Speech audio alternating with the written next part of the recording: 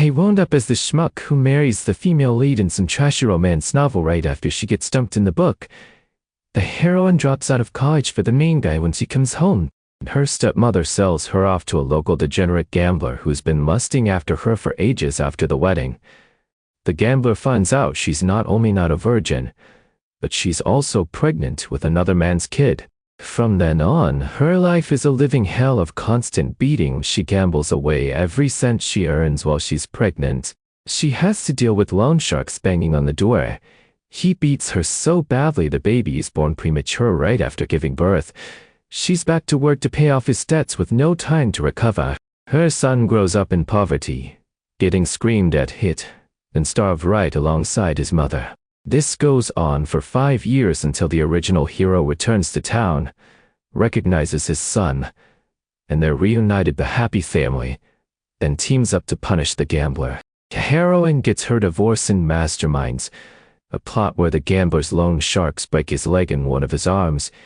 He ends up falling to his death from a building while trying to escape them, unfortunately. I'm that schmuck. The cannon fodder. My name is Lucas Miller, yeah. Even the name sounds like a blister. And to avoid getting annihilated by the main characters, I've decided to play the part of the perfect, supportive husband. I'll wait for the heroine to get her happy ending with the hero, and I'll take my payout and make a graceful exit. I never expected the script to flip, but now it looks like I'm on the fast track to a life of doing absolutely nothing. Congratulations. You are now legally married. The clerk at the county courthouse slid the marriage certificate across the counter. I looked at the names printed on it. Lucas Miller, Claire Miller. They sounded vaguely familiar. I glanced at the photo. Hey, that's me. My head spun. The fluorescent lights of the drab government office seemed to tilt 3 words geekoed in my brain. If time traveled, the calendar on the wall screamed a date in stark black numbers. 1985. Claire Miller. Wasn't it the name of the heroine from that dog-eared paperback I'd read? My own memory started to bleed into the novel's plot, sloshing around in my head like a toxic cocktail. By the time I got home, I finally sorted it out. Okay, so I'm the story's disposable villain, the rebound guy. And just 20 minutes ago, I conspired with the heroine's evil stepmother and stepsister to force her into marrying me. This is a suicide mission, coercing a woman into marriage and practically begging for a lengthy prison sentence. I can already picture my own grisly end, my brain splattered on some grimy pavement. The kicker, for real masterminds, the stepmother and sister, get off scot-free. They just cry a few crocodile tears in front of the heroine and are instantly forgiven. But me, the guy who took her in, I got a horrific death. How is that fair? Sure, the original Lucas was a gambling, abusive piece of trash, but there were plenty of culprits. Why am I the only one who pays the price? It's like the family has a special exemption for their own brand of evil. Dan, this plot, damn this saintly, forgiving heroine. When I finally pulled a key from my pocket and unlocked the front door, I realized what truly deserved to be damned was me. No, not me, Lucas. No wonder the heroine hated his guts. The house was a small row house with a tiny concrete backyard and a detached kitchen. All 3 areas were, to put it mildly, a super fun sight. The yard was a minefield of overflowing trash cans, a stack of bald tires, piles of scrap metal, and rain-sodden newspapers decomposing into gray mush. Weeds choked every crack in the concrete. The stench was biblical, fighting the urge to vomit. I picked my way through the debris along a path, but only barely qualified as such. I smelled the house before I even opened the door. For a second it creaked open. A wall of funk hit me that made my own unwashed gym socks from my past life seem like a field of lilies. The kitchen was ground zero. You couldn't even see the floor. It looked like it hadn't been used in months, and there was some kind of fossilized thing in a pot on the stove. The moment the door opened, I heard the skittering of one tiny feet. I swear it was a rat chorus. I never heard so many rats in my 2 lifetimes. I moved on to the main room, which served as the living room and bedroom. It was marginally bare, but only just dirty cloth and a grimy blanket were piled on the mattress on the floor.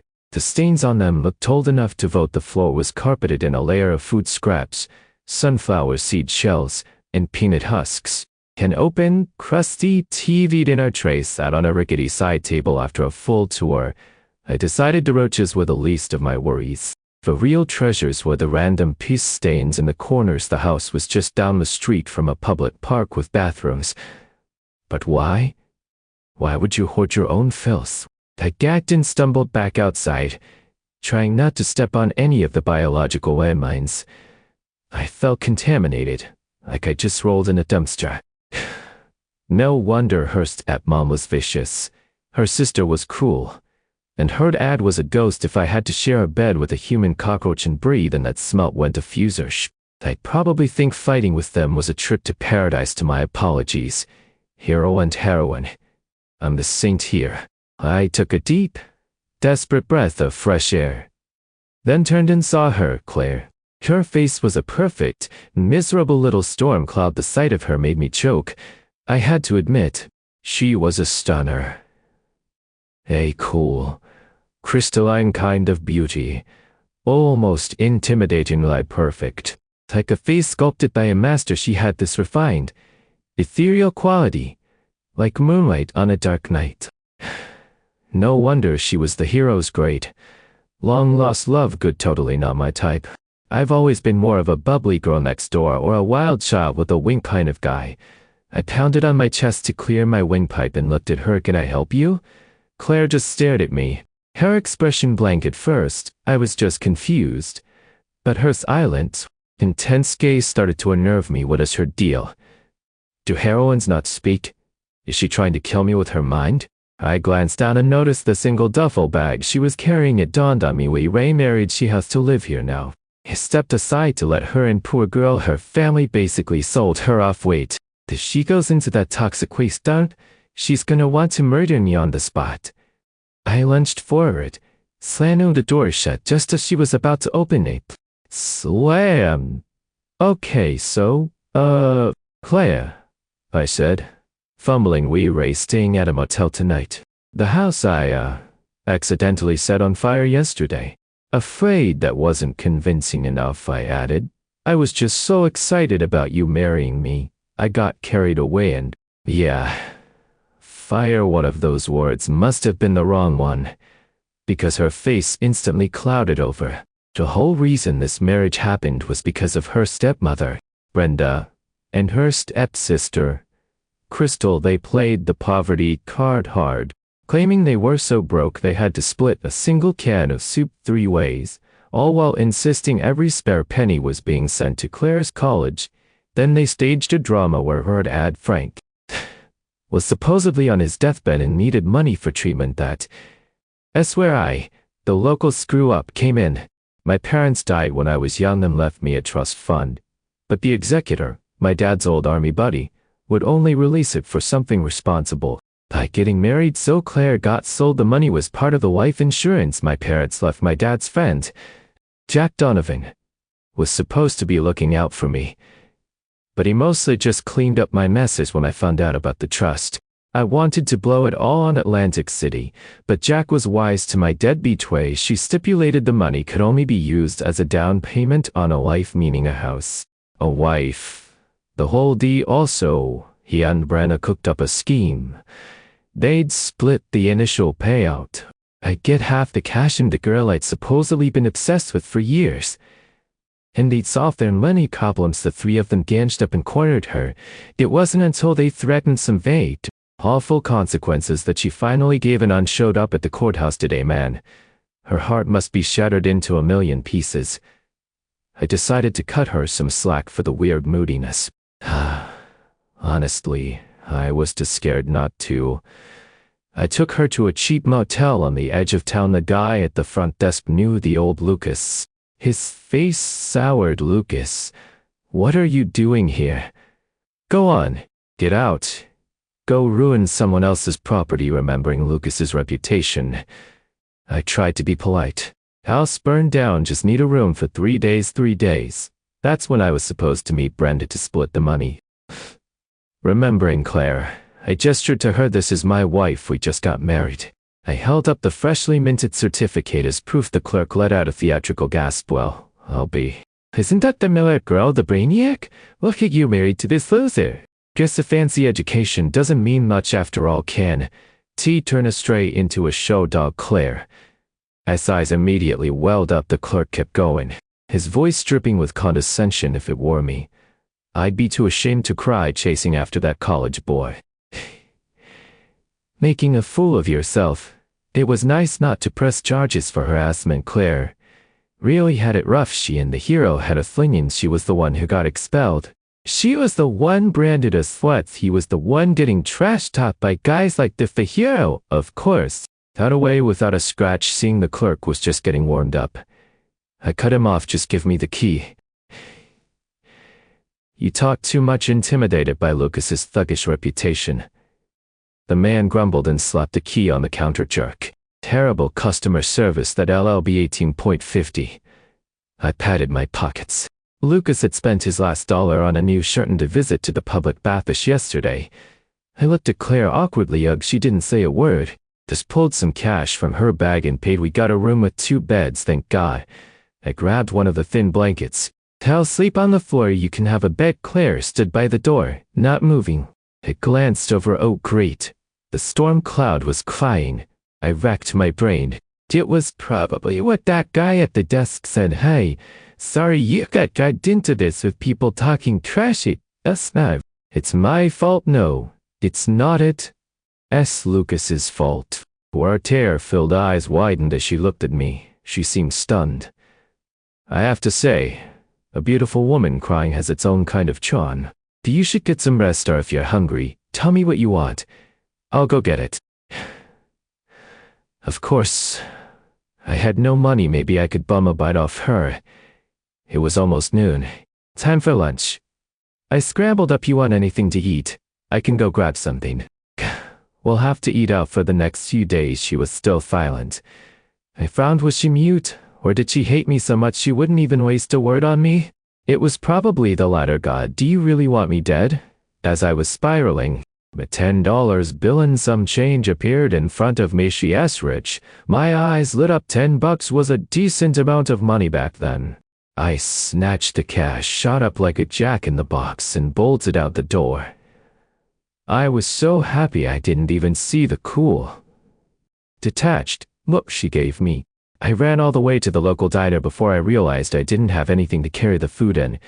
I sprinted back when I burst into the room. But Claire's face was dark and stormy. Whoa. What happened? Did the storm cloud just go supernova? She saw me and flinched, but her expressions often slightly. What's wrong? Did someone say something to you again? I asked, confused. She just shook her head, looking dazed. Oh no, I think she's broken. You need a lunch pail or something for takeout. Where's yours? She pulled 2 sparkling clean metal lunchboxes from her bag and handed one to me. Of course, the heroine is neat and clean. I could cry. Hey, since my place burned down, I don't have one either. Can I use the other one? She hesitated, looked like a no. I have to see if I could buy one somewhere. Just as I was about to leave, she called out, if you don't mind that it's been used, you can take it. Her voice was as clear and cool as her looks. Mind. I don't mind. That thing was polished so bright it reflected my face. It was probably cleaner than I was. I happily took it and bounded out the door again. The diner had meatloaf today, a whole $1.50 a slice. A little pricey, but Claire is pregnant now. She needed to eat well. I ended up getting her a slice of meatloaf with mashed potatoes and a side of greens. For myself, I just had a grilled cheese. I still had a few bucks left over. Money sure didn't go far back then. At the motel, I handed Claire her food and dug into mice, and which it was surprisingly good. I was almost finished when I noticed she hadn't touched her meal. Now what? In this era, wasn't eating the one priority? My stomach churned with questions. Did I do something to offend her? The grilled cheese suddenly tasted like cardboard. You should eat. It'll get cold, I urged, trying to sound casual. You were eating for chew now? Lady Pertinent, of course. That's why she was so moody. Pregnant women were like that pea as long as she wasn't holding a grudge against me. I was good. I can't finish it all, she said. Glancing at my empty plate, give it to me then. I pushed my lunchbox toward her, and she scraped about 2/3 of her meatloaf into it. You should still eat more.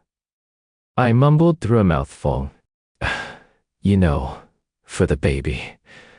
I devoured the rest. The original Lucas was tall but scrawny. Like a praying mantis, he looked like he'd just escaped a famine. I needed to eat more, get back to my pretend travel physique. When Claire was done, I took both lunch boxes to the bathroom to wash them. As I was scrubbing, I noticed a name etched into the bottom of hers. Ethan. So it was the hero's lungbox. I'd better get it extra clean, polished it till it shone. After cleaning up, I handed the remaining money back to Claire. She hesitated before finally taking it. It hit me then that the house needed to be completely gutted. Furniture. Everything. There was no way anyone was living in that dump. I rubbed my hands together nervously. So, about the house, since it burned down, all the stuff inside is ruined. We need to buy new things, Claire. Do you have any more money? Could you lend me some? It was mortifying, constantly asking her for money since the moment I met her. I'll pay you back, I swear. I added, coming from anyone else. That might have been reassuring coming from a known gambler. It sounded like a joke. He was quiet for a long moment. Finally, she dug through her bag and pulled out a wad of cash, handing it to me. This is all I have. Damn. I was so moved. What kind of angelic person was she? No wonder the hero never forgot her. I counted it. A little over $1.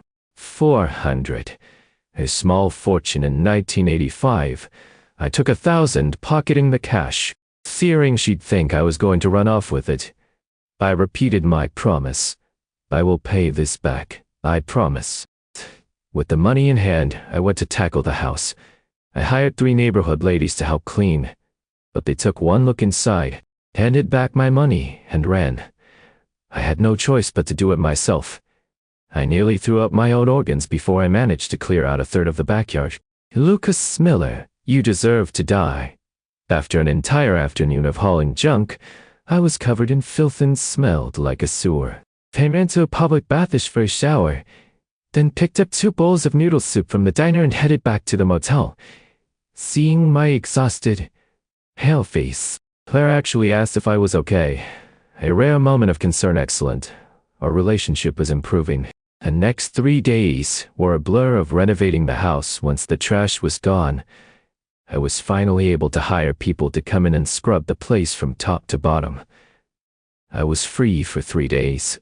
I'd been so free to eat a full meal, terrified that another whiff of that house would make me puke it all back up. With help, the cleaner went fast. I was still paranoid, so I bought several bags of lime and disinfected the entire house myself. I even hired a few stray cats with bowls of milk to take care of the rat problem. They were very dedicated employees, all of them leaving with fat, round bellies. The whole overhaul took about a week. Today was the day we were supposed to visit her family. The house was cleaned. Now I just needed my cut of the money to furnish it. I went back to the motel to get Claire after a week of eating at the diner. She was looking much healthier. Let's see, Ethan. I'm taking great care of a girl. You'd better give me a hefty severance package when this is all over. I thought about it. Claire was pregnant. If she got a divorce now, her life wouldn't be easy. She'd be a single mother, the subject of endless gossip. Maybe it was better to just be the guy who stepped up. If I treated her well, and given her a good-natured personality, I'd probably be rewarded, but the divorce was up to her. Well, that's what she wanted. First things first, though. I needed to get Lucas's money. I was in debt after all. Claire, we're supposed to go to your parents today. Do you want to go? She was the main character.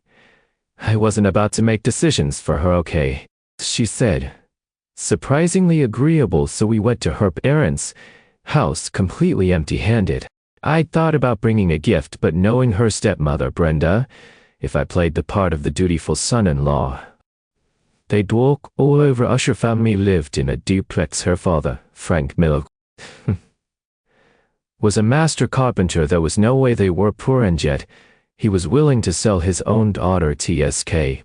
TSK, not a single decent person in the bunch. It was a miracle Claire turned out to be such a saint. The plot of this novel was truly ridiculous. The second I walked in, I hollered at her stepmother, Brenda, "Mom, we're here. Came to see you and Dad. I can't wait to taste your famous cooking today first. Secure a meal, Brenda." Wrinkled-faced eaten dough. "Lucas, you're here," she said dryly from inside. Her sister, Crystal, peeked out the window, saw us, and immediately slammed it shut with a loud bang. "Hey, you really think just because I'm your son-in-law, I'm going to be your doormat?" I stormed into the house and started grabbing things. "Hey, Mom, look at all this great stuff you have. I was just saying I needed some of this. Thanks for thinking of me. I won't be shy after scooping up a pile of household goods." I charged toward Crystal's room. "Wow. Oh, sis, you've got nice things too. I know how much you love your big sister. I'll just take these as a wedding gift for her." Crystal shrieked when I burst in. She saw me taking her belongings and wanted to stop me, but was too scared. Hearing her daughter scream, Brenda rushed over, shielding her. "Lucas, what do you think you're doing?" I dropped the armful of stuff and panted for a second. This body was so out of shape. "Mom, I'm the son-in-law you handpicked," I said, putting heavy emphasis on handpicked. "You were so happy with me before. Why are you so upset now? And taking a few little things. We were all sharks in the same water. We knew the game." Brenda asked on softened. "Let's talk in the kitchen." In the kitchen, she lowered her voice. "Lucas, we had a deal. What is this?" I channeled the original Lucas's persona, leaning against the counter with a swagger. "Listen, old woman. I call you Mom out of respect. Don't push it. You know exactly what you did." Brenda's face turned ugly even though I was rail thin. My gangster act was convincing enough to intimidate her. "I'll give you the $500 right now, and you could take the stuff." "How about that?" $500 was half of the trust fund payout. Lucas's parents must have been loaded. I stuck my hands in my pockets, shifted away, weep like a punk, and spat on the floor. "How about it?" "No deal. Let me tell you something. That Claire of yours, she wasn't exactly a virgin." "Sorry, Claire, it had to be done." I leaned in, my voice dropping to a greasy whisper. "Forget the money. You owe me, you owe me, you. Ray gonna have to pay me." Brenda finally snapped. "Who the hell do you think you are?" "Pay you? In your dreams." I reached out and patted her cheek. Flesh on her face trembled and her bravado vanished. "Don't screw with me," I said coolly. $1,200. If I don't have it today, I'll go talk to your precious daughter. I'll see who cares more about their reputation, her or me." He started walking toward Crystal's room. Brenda immediately blocked my path. "Fine, I'll get it. He'll get it now." Her daughter was her weak spot. Leaving her house, I felt fantastic. $1,200 in cash, plus a bunch of stuff that would save me a ton of money. Claire hadn't said a word the whole time, but I have a feeling she was in a good mood. Her face wasn't a storm cloud anymore. We went back to my newly pristine little house and put everything away. I made a list of what we still needed: pots, pans, dishes, and bedding. Claire had nothing, so I had to buy her toiletries and some clothes. After getting the house in order, I took her to Henderson's, the big department store downtown. We left with our arms full of bags. They still didn't know how to cook, so I went to the diner again for takeout. This couldn't continue. I had to learn or we'd go broke.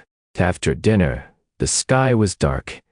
I spread the 2 new quilts on the big sleeping platform I'd built. It was wide enough for us to sleep on opposite chains with a whole person's worth of space in between.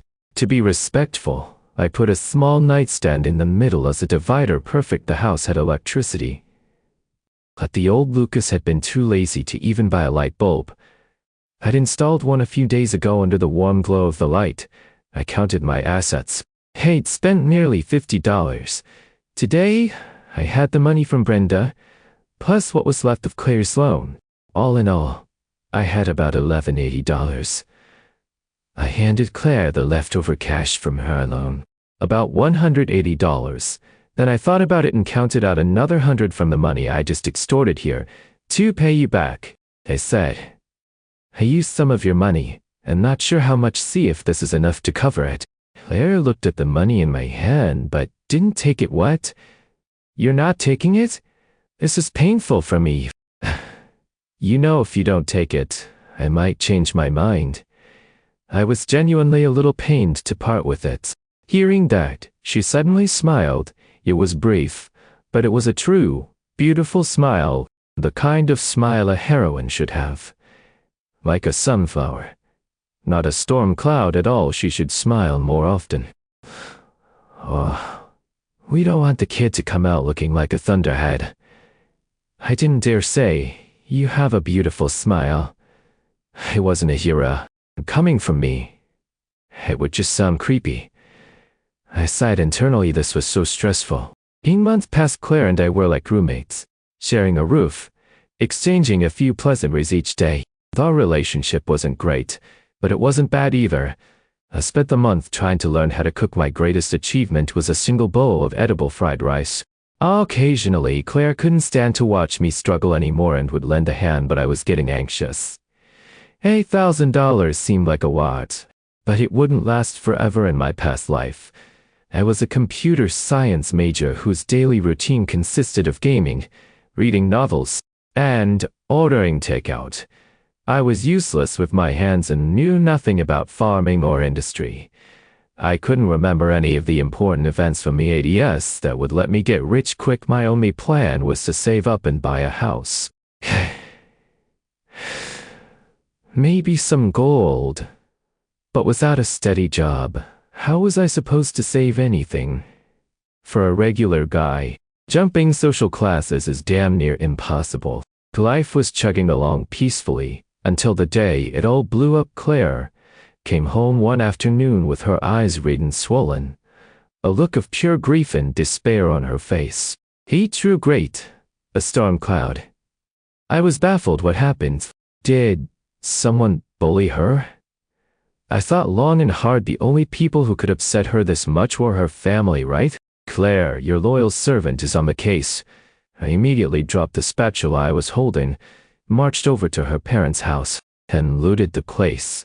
I came back with armfuls of their stuff. I presented my plunder to Claire like a prize. Claire, I got all this from your mom and sister. Next time they bother you, just tell me. You don't have to argue with them. Please don't get stressed out. Don't want to risk the baby. The hero will owe me big time for this. Claire looked at the pile of stuff, then at me, and tears started rolling down her cheeks like broken pearls. What the why was she crying even harder now? I truly don't understand heroines. Are they all mute? What good is crying? Use your words. Kay was pacing in frustration while she stood. A portrait of tragic beauty. We'd been roommates for almost 2 months. Surely by now I could say something without her thinking I was a creep with ulterior motives. Claire, if something's wrong, just tell me. How can I help you if you don't say anything? Who looked at her, my eyes radiating a level of sincerity that could blind a man. She looked back at me, her own eyes filled with the despair that pricked my conscience. I felt a knot of discomfort in my stomach. The conversation went nowhere, but afterward, I noticed she started mailing letters more and more frequently. When she realized I knew, she didn't hide it. I glanced at the envelope. It was addressed to the hero, Ethan. Ah, the two lovebirds were finally getting in touch. Seeing that I had no reaction, Claire's expression was incredibly strange. I quickly composed my face into a look of tragic understanding and told her I was willing to step aside so she could be with the one she truly loved. The look on her face was priceless. I'd never seen such a complex expression on her. She probably couldn't believe anyone would willingly wear the green hat.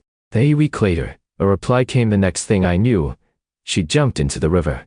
I only found out when a hospital called. Yes, I can continue the story. I will change the protagonist's name to Lucas Miller and keep the names of the other characters consistent with the last chapter. The time I got there, my dad's old army buddy, Jack Donovan, had already found her. He'd been visiting someone else at the hospital and saw the commotion before I could even see Claire.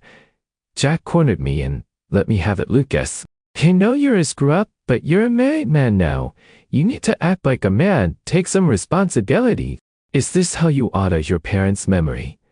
Forcing your pregnant wife to try and kill herself. What kind of monster are you? I was speechless, unable to defend myself against this tirade finally. A pale-faced Claire shuffled over and explained, saving me from the rest of the lecture. Claire, are you telling the truth? If you're in trouble, you know your Uncle Jack will help you, he said. His eyes full of suspicion. Had this delinquent really changed his ways? It's true, Uncle Jack, since we got married, Lucas has been very good to me. I just slipped and fell in the water today. She was lying, but her face was a perfect, unreadable mask. He true heroine, this old soldier was tough. But she had him fooled. Jack asked a few more questions, and after making sure everything was okay, he left. He even generously paid the hospital bill and left some prenatal vitamins for her. I'm sorry you got in trouble because of me, Claire whispered, clutching the thin hospital blanket. The smile she tried to give me was painful to look at. I couldn't stand it. My voice was serious when I spoke. Claire, you can talk to me. A life is a precious thing. Nothing is more important than that. Everything else is just stuff in my mind. Life was the ultimate prize. There were a million ways to live. If one way doesn't work, you try another. The cost of making a mistake isn't as high as people think. Life already puts enough chains on us. Finding moments of sweetness in a pile of crap is just part of being human. If you can't even bring yourself to do that, you're truly lost. That's why even though I was in someone else's body, I wanted to make a good life for myself. I sighed it. That's just about that stuff, isn't it? It's not the end of the world. Come on, talk to me. I tried to sound casual, almost playful. Claire sniffled, collecting herself. And then the story poured out. You tricked me into this marriage. I don't blame you at all. Lucas, you right. But good person, you never make decisions for me. You never interfere with my choices. I was confused. Good. I just figured you should do whatever you want. Why would I interfere? She must have seen my confusion because she gave a sad little laugh. You wouldn't understand. I've had so few chances in my life to make my own decisions. I couldn't save my own mother. I couldn't stop my dad from marrying the woman who drove my mom to her grave. I couldn't get out of being sent away after high school. I couldn't stop people from bullying me. Even falling in love, it just sort of happened to me. I couldn't stop myself from falling for Ethan, and I couldn't stop him from abandoning me. I worked so hard to get into college, and then I lost it all because of him. And I was the only one who got punished. She looked at me, her face streaked with tears, just when I thought things couldn't get any worse. My family sold me. This past month has been good. And then I found out I was pregnant. I wrote to Ethan, asking him for help. For advice. He told me he's going to study abroad next month and that I should wait for him. Her voice suddenly turned sharp, piercing. Wait for him? What am I supposed to wait with? His empty life? I was tearing up myself. I felt for her. The heroine's life was truly a tragedy. This was the first time I'd ever seen Claire so angry. She wasn't the meek, long-suffering doormat from the novel. She was vibrant, real, full of blood and tears. The dramatic plot twists weren't just a story. They were the inescapable fate she was trapped in. I started to wonder if I was really in a novel at all. It's okay. It's just a baby. If you want to have it, we'll have it. If you don't, then we won't. I was a little worried about the risks of an abortion in this era. If you don't want it, we'll find the best hospital we can. If you do, well, I guess I'd better work on my cooking skills. Between a good roommate and a terrible ex-boyfriend, I chose the roommate. Claire, as stare-filled eyes suddenly curved into a smile. A real smile, not a pained one. The sunflower smile. Quietly, I smiled back. Claire decided to terminate the pregnancy. I was a little stunned by the decision. The plot was going completely off the rails. Was it really that simple?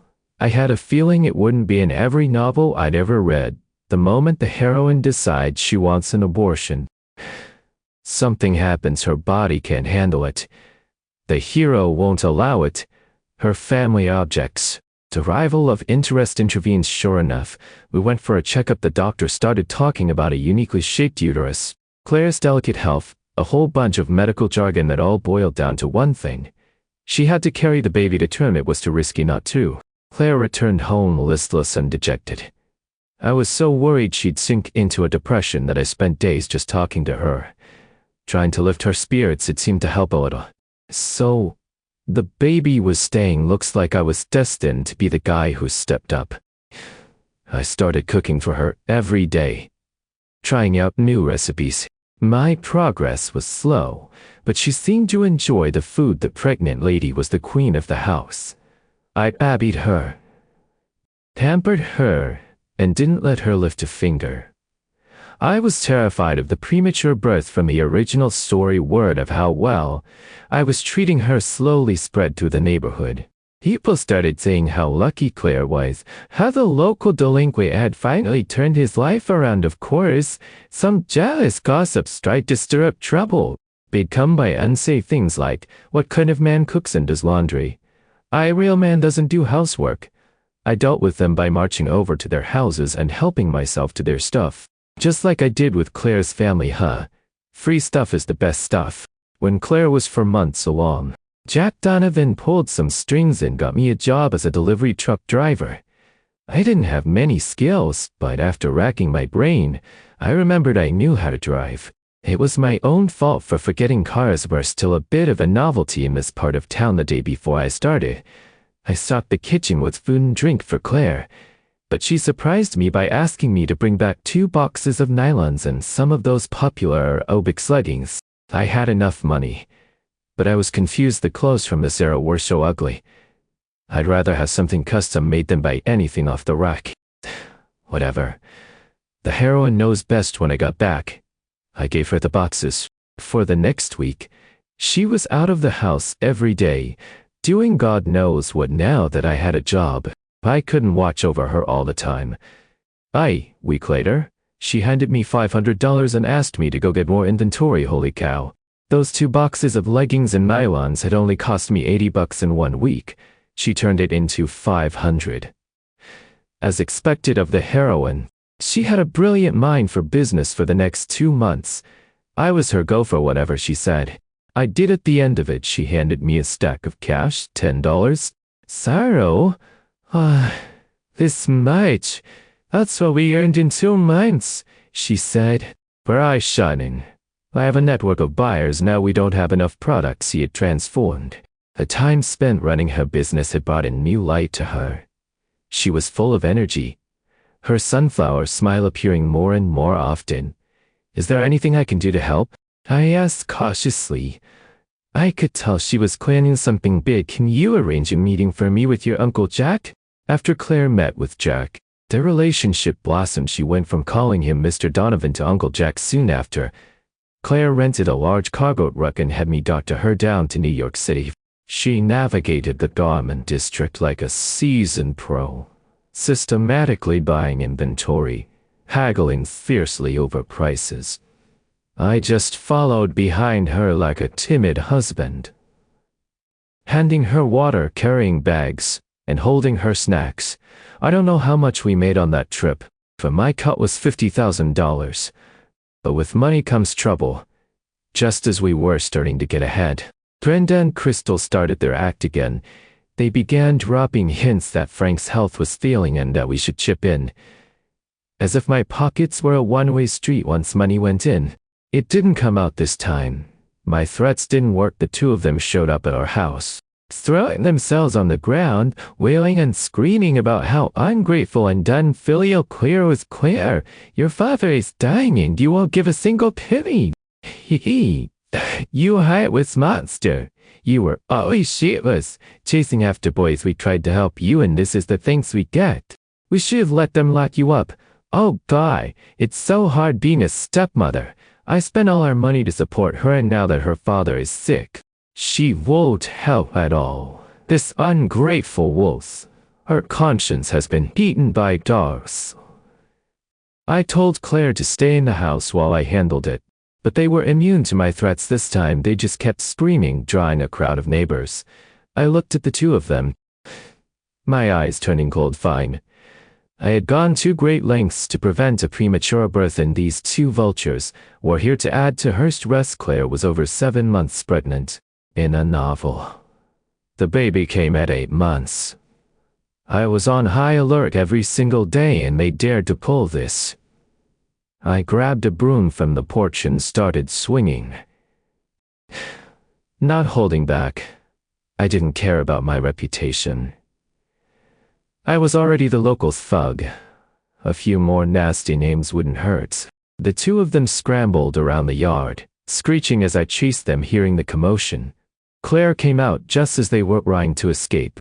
Seeing her, they unleashed a new torrent of insults. Lucas, Claire said calmly, if they say Dad is sick, we should go see him. So we marched over to Frank Miller's house, and what did we find? The old bastard was sitting at his kitchen table, sipping a beer. So, all the women in your life fight your battles, get exploited for your benefit, and you just sit back and watch from your throne, right? In the novel, this son of a bitch, unable to produce a son, squeezed every last drop of value out of the women in his family, and never even offered Claire a single word of apology. I walked over and flipped the table, then I gave him the broom treatment. This wasn't the light tapping I gave Brandy and Crystal this time. I put some muscle into it. The sounds coming from the house were Frank's genuine screams of pain, because of the family connection. These little skirmishes were all we could really do to get back at them. But who was I? I knew the whole plot. I had all their dirty laundry. A few days later, an anonymous letter to Frank's union got him fired for drinking on the job. I triumphantly went to their house to deliver a warning. I have plenty more dirt on you, like how your younger daughter is seeing a married man, or how you old creep, tried to pimp out your own flesh and blood. I was awestruck with satisfaction as the color rained from their faces. I don't care about blood ties if you bother us again. You'll see what else I can do with that. I stuffed my hands in my pockets and swaggered away after that.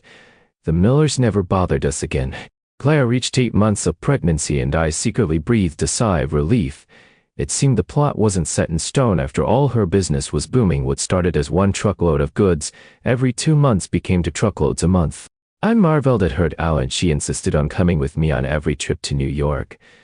I thought it was because she didn't trust me, which stung a little, but she assured me that wasn't it. Every time we went, she was networking, meeting manufacturers, and building connections. As soon as she had enough capital, she planned to start her own trucking fleet, open her own transport line, and then eventually get a retail space in a department store and open her own factory. It was all way over my head. I was content to be her dedicated pregnancy guardian. Our relationship grew stronger.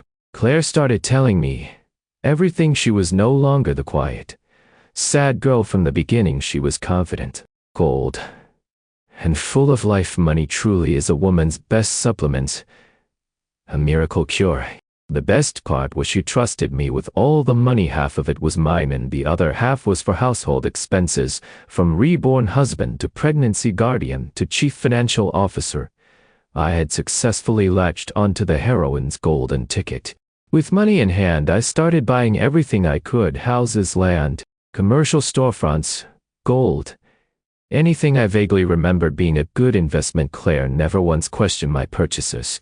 She just asked if I had enough money. I could have cried. In the end, the baby didn't wait for his due date. He came a few weeks early. Claire, as water broke while she was in the middle of a heated negotiation with a client, we rushed to the hospital in a chaotic panic. I stood outside the delivery room, terrified they were going to come out and ask me to choose between saving her or the baby. 2 hours passed with no news. I knew logically that birth takes time, but I was drenched in a cold sweat. Suddenly a nurse came out. Family of Claire Miller? My knees buckled. I almost fell to the floor. Save the mother, I yelled, my voice cracking. Definitely save the mother. To hell with that, Jack's kid. The nurse just laughed. What are you talking about? Go get the mother to be something to eat. It's gonna be a while. Uncle Jack immediately sent someone to get food. I begged and pleaded with the doctors. until they finally let me into the delivery room in the end.